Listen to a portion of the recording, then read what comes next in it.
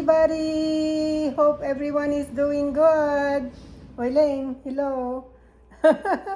For this video, we would like to share with you how we celebrate our, not really celebrate, it's just a Thanksgiving dinner. Can you imagine 49 years with Myling? My goodness, 49 years with Myling ko. Ayan. It's just a Thanksgiving dinner with the family. Mga apo, mga anak, manugang. Ayan. Kasi we usually go out to celebrate or to have a Thanksgiving dinner. But it's so cold outside. Very, very cold. Minus 40 at the moment yata. It's been cold for the whole week. I think it's minus, yesterday I think it reached to minus 45, something like that. But we haven't been out for a week already. A week na ba tayo hindi lumalabas, Leng? Oo. Oo, Itinulong malamig. mo na ako ng gusto. It's not too much snow, but extremely cold daw sa labas. Kaya the kids doesn't like us to go out. Kaya they will bring food later at kami ay magsasalo-salo na lang dito sa bahay. Just to get together. Wala, hindi kasama ang kasi hindi kasama mga kapatid kasi they are all busy at saka malamig nga. We will just get together later when it's warmer. Okay guys, see ya later at titignan natin kung ano ang dadalhin ng mga bata. Okidoki! Gutom ka na! Disturbing na. Hungry na, ito po ang dinala. Ayan, Chinese food for dinner tonight. Ano ito? Ano ito? Ano na ito? Fooyong. Egg fooyong. Yan yata ay pork ribs and beef and another beef. Hindi ko alam kung ano yung mga yun. Chop suey, my favorite, and chicken. And, they have a different chow mein? Oh, you got a different one this time. Another chow mein. Siguro stir fry lang yan. And, ano ito? Duck. Duck. Wow, duck. Ayan. Tsaka ito yung shrimp egg. Shrimp na may egg. Ito lang ang aking ginawa, guys. So, fruits. Wala pa yung aking mga anak na isa. Tapo, manugang. Yummy, yummy. Yung anak kong bunso ang nagdala.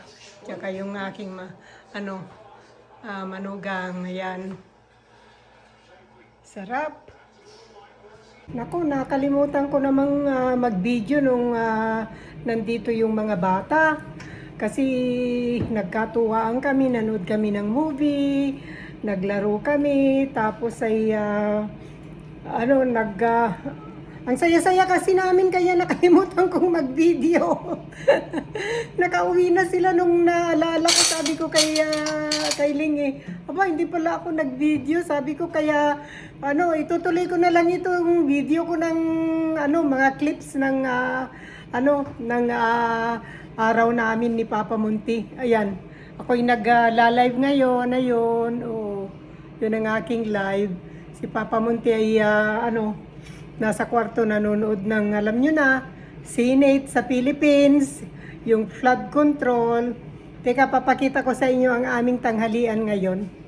Ang aming lunch for two. Dito lang kami sa island na kumakain. Hindi kami kumakain dito sa mesa namin kasi makalat. Pinaggagawaan ko yan ng pinag-i-editan ko. Ayan. Kaya ito ang aming lunch for two ni Papa Monty, ng Lingko. Ano ito? Yung red fish yan from product of Portugal. Tapos ito leftover na Chinese food. At itong sausawan ng pritong isda. Nagsawa ako sa Chinese food kahapon, kaya ayan. Nagsigang ako nito, yung kalahati ng package niyan, sinigang ko. Ayan, kasi gusto ko ng maasim. Yan ang aming tanghalian ni Papa Munti. Kinain na namin yung fruits namin kanina. Strawberry, tsaka orange, tsaka apple. Kain na tayo! Tingnan nyo guys sa labas, oh. Ang ganda ng ang ganda ng araw, pero napakalamig. Minus 30 uli yata ngayon. Minus mataas ang wind chill, kaya minus 25 lang, pero it feels like minus 35 yata or 30. Kasi may wind chill. Dito ako nagla-live, kaya lang minsan hindi ako makapag-live dito kasi yung araw nagre-reflect doon sa sa cellphone, kaya nakakapag-live lang ako pagka yung hindi maaraw. Ito ang kalsada. O tingnan nyo, kinakayod yan ng yung snow, kasi otherwise punong-puno yan ng snow. Tingnan nyo mga naglalakad. Hirap na hirap maglakad do. Tsaka ito ang aking jade plant. Succulent ito. Kaisa-isa kong succulent na naiwan sa mahigit 100 kong succulent. Ayan, yan lang ang naiwan kasi hindi ginusto dito sa pinaglipatan naming bahay. Ayan oh. Ay, merong school bus. Itong kalsada dito sa amin. Ayan. Kaya sa mga malalamig na lugar dyan, keep warm and stay safe.